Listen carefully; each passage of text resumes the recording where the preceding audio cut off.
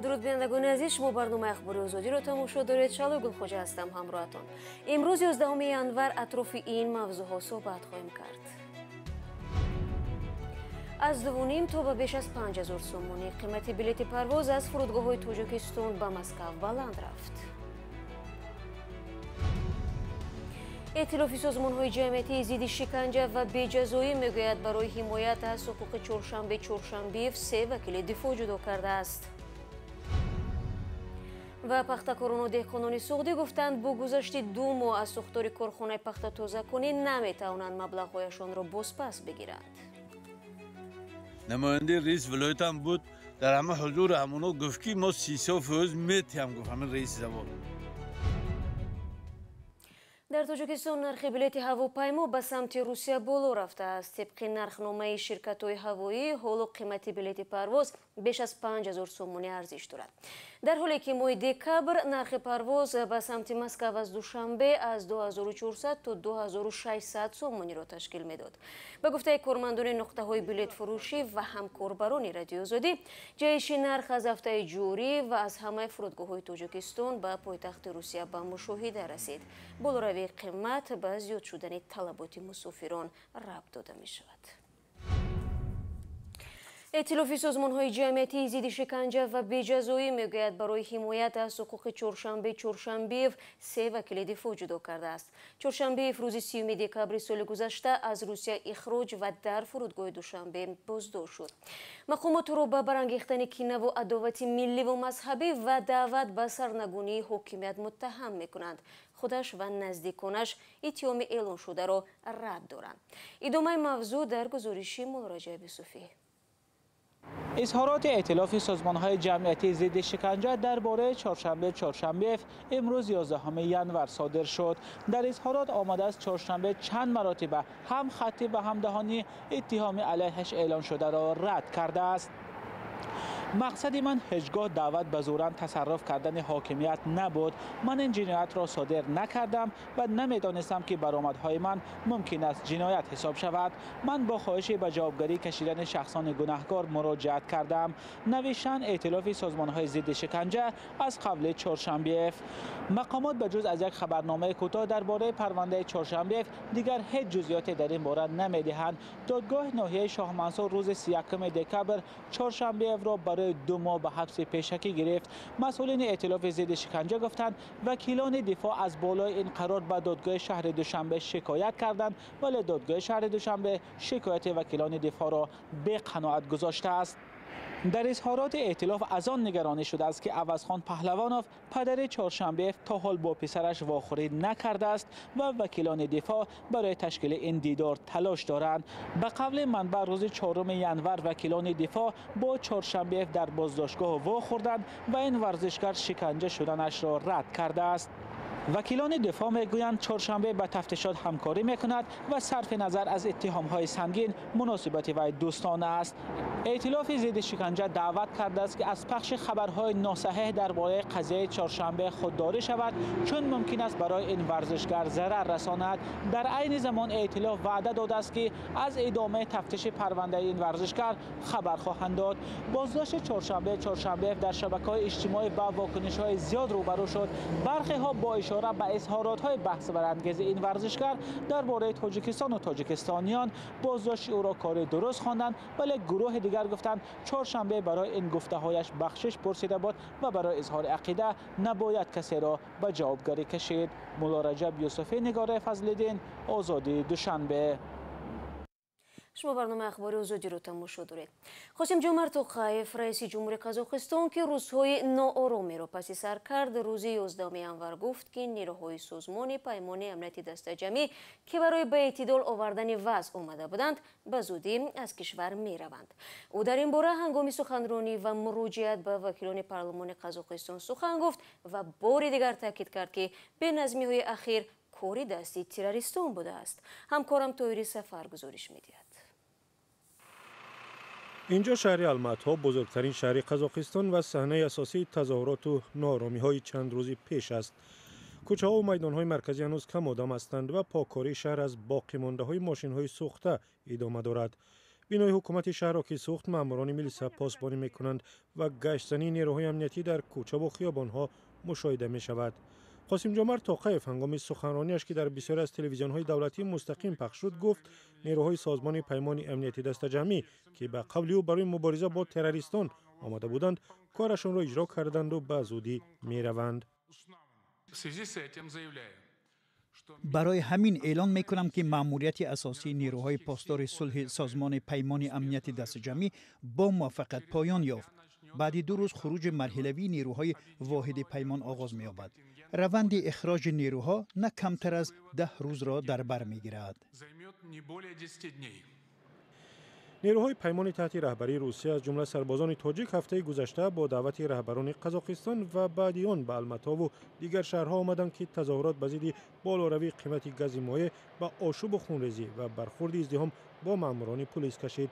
یک ساکن الماتا میگوید پیامد ارسال نیروها برای کشورشان معلوم است. در قزاقستان نفوذ روسیه مستحکمتر می شود. برای همین بسیاری ها می گویند که باید مستقلیت کشور را حفظ کرد و برعکس باید فاصله گرفت. کشور را باید به سمت اصلاحات سیاسی حرکت داد. قاسم جمعه توقیف ادعا کرد که تظاهرات را تروریستان به دست خود گرفتند و خواستند حکومت را سرنگون کنند، ولی تحلیلگران میگویند بینظمی نتیجه مبارزه داخلی اطرافیان رئیس جمهور پیشین نورسلطان نظربایف با رئیس جمهور قاسم جمعه توقیف است که سال 2019 جایگزین نظربایف شد. تظاهرات روز 2 ینور در شمال قزاقستان با طلب پایین آوردن قیمت گاز مایع آغاز یافت، ولی بعداً با شعارهای سیاسی در دیگر گوشه‌های قزاقستان پهن شد و به آشوب و خونریزی کشید. در نتیجه به گفته مقامات بیشتر از 160 نفر به هلاکت رسیدند و صدها نفر دیگر زخم برداشتند. قزاقستان یک کشور ثروتمند و امن‌ترین آسیای مرکزی در تاریخ 30 سال استقلال خود شاهد چنین بحران نشده بود. بررسی موضوع قزاقستان را ادامه می‌دهیم. تحولات اخیر قزاقستان از نظر نخستین بار سفربر شدن نیروهای سازمان پیمان امنیتی دست جمعی برای آرام کردن وضع در این کشور عضو به سابقه بوده است. تحلیلگران بی‌طرف که تحولات بسیار با سرعت تغییر یابنده قزاقستان را نظارت می‌کنند میگویند انتقال نیروها پیام روشن دیگری هم دارد. همکارم خیرمان بقازاده که حالا در استودیو است با اندیشه های تحلیلگران ما را شناس میکند. بفرمایید. بحران سیاسی قزاقستان که از نارضایت اجتماعی مردم از بالاروی یکباره نرخ مواد سوخت شروع شده به اعتراضهای سیاسی تبدیل گردید، از بسیار جهتش در تاریخ 30 ساله استقلالیت این کشور به سابقه می باشد. بسیار تحلیلگرانی که به این حادثه ها بها می دهند به همین اندیشند که با همین عهد نورسلطان نظربایف 81 ساله رئیس جمهوری اولین ثروتمندترین کشور آسیای مرکزی، شخصی که بعد 30 سال ریاست جمهوری تا هفته پیش بلندترین رهبر این کشور دانسته می شد به آخر رسید. ولی آنچه که برای بسیاری ها غیر منتظره شد این شیوه حل این بحران یا برخورد پرزیدنت قاسم جمعه توقیف جایگزین نظربایف در مقام پرزیدنتی از سال 2019 به این شرایط بحرانی بود. در پس منظر اظهارات بسیار زید و نقیص، اتهامات مثل اینکه 20,000 تروریست و بندیت حمله کرده است تا حال این ادعا به دلیل است. توقیف به قزاقستان از بیرون نیرو وارد کرد. بیش از 3,000 سرباز سازمان پیمان امنیتی دست جمعی از جمله از تاجیکستان اولین بار برای حمایت از حکومت کشوری عضو به این کشور سفربر شدند. بسیار تحلیلگران میگویند محض همین وسیله مقابله با آشوب و نارضایت‌های داخلی یعنی با مردم خود به رهبران دیگری خودکامه هم شانس می‌دهد که از همین راه قدرت خود را حمایت و رژیم خود را مستحکم کنند. ولی جانبداران این تصمیم میگویند که از نظر آیین‌ناموی یا قانونی سازمان پیمان امنیتی دست جمعی چنین حق را دارد.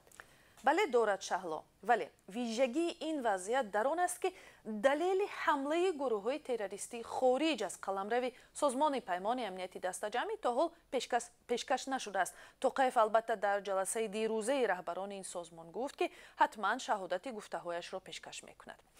به اندیشه تحلیلگرانی که با رادیوی آزادی صحبت کردند در اصل در پشت صحنه واقعیت‌های دیگری روی می‌دهند که به пойдории курсии Тоқаев рабт мегиранд.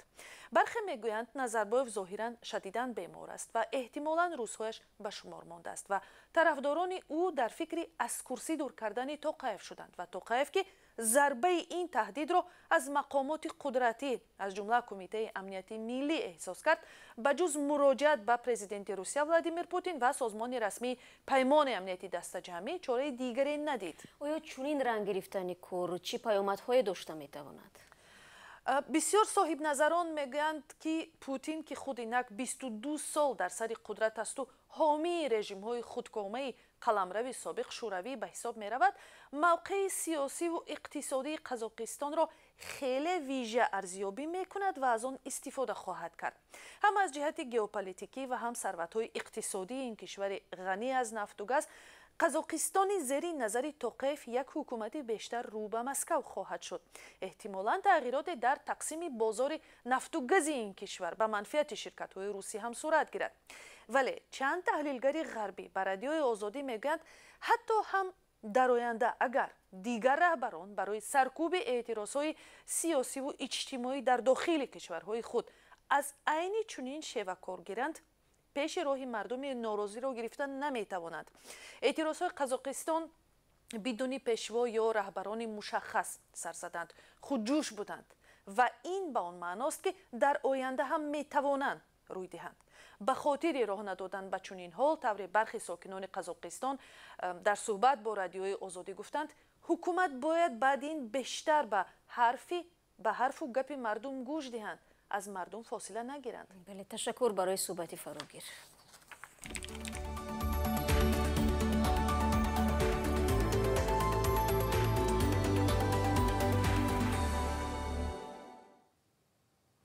моҳи ноябри соли гузашта корхонаи калонтарини пахтатозакунии Мастчоҳ ба коми оташ рафт. тавре ҳоло маълум мешавад, зиёни асосиро аз ин оташсӯзӣ пахтакорон диданд.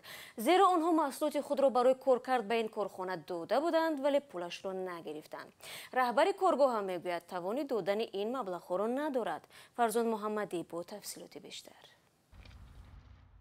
пас аз тақрибан 2 моҳи сӯхтор дар корхонаи пахтатозакунии Музаффар компания, пахтакорону деҳқонон мегӯянд наметавонанд маблағҳояшонро бозпас бигиранд. ин корхонаи калонтарини коркарди пахта дар шимоли Тоҷикистон ки ба соҳибкор Салим Мирзоев тааллуқ дорад, субҳи 25 ноябри соли гузашта ба коми оташ рафт ва ҳосили яксолаи садҳо деҳқонон қисман нобуд гардид. Одина Маҳмад Сафаров, раҳбари хоҷагии деҳқонии Сафар Розиқ, ба ин корхона 21 тонна пахтаи коркардшуда супорида ва бо дар назардошти маблағи пешпардохтшуда тавонист ҳамагӣ аз 4 ҳиссаи зиёнашро бигирад. вале ӯ мегӯяд, беш аз $30,000 дигараш дар дасти моликони корхона аст ва наметавонад бозпас ситонад. ҳама раиси завод, да ҳузури раиси ҳукумат, намояндаи раис вилоятам буд, дар ҳама ҳузури ҳамоно гуфт ки мо 30% метиҳам, гуфт ҳамин раиси завод. соли дигар байни 2 сол 3 сол ба ман аз ҳама пахти биёред агар аввал мисол ман шумони ҷуброн карда метиҳам. ба гуфтаи деҳқонон танҳо ҳамин сол ҳудуди 300 нафар пахтакорон ба корхона пахта супорида ва вазъи ҳамаашон якхела аст. тоҷиддин асомиддинзода, раҳбари хоҷагии деҳқонии Ҳайдарбек низ 3 тонна пахтаи коркардшуда супорида ва иддао дорад ки бояд корхона ҳудуди 60,000 сомонӣ пардохт кунад. дар банки исхат маблағ гирифта будем, вақте ки пахта сух гуфтемаш тоқат кун то ояндаро ки пахбине мегӯ чӣ мешавад, гӯ бир ман гапҳо заруриян дорам, маблағи ман биёрте. ман маблағаш рафта гов фурӯхта илоҷ кард бурдим, маблағашро додам. яки охир вақте ки мо пахтаро супорем, аонҷо маблағ нашад, мо чӣ хел кор мекунем дар ин замин? фатҳулло абдуллозода, раҳбари хоҷагии деҳқонии олиҳа ҳам 8 тонна пахтаи коркардшуда додааст ва бояд $14,000 бигирад. ман ҳамин заминро харидам солона, ҳамин ҷиро 15,000 сомонанда расход кардам, пахтишам гирифтам бурдам супоридам, тамом.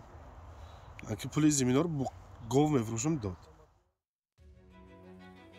барномаи имрӯзи мо поён ёфт. ташаккур аз шумо ки то ин лаҳзаҳо бо мо будед. хабаргузоришҳои дигарро чун ҳамеша метавонед дар сомонаи ман пайдо кунед. то барномаи фардо, худо нигаҳдори ҳар якшон.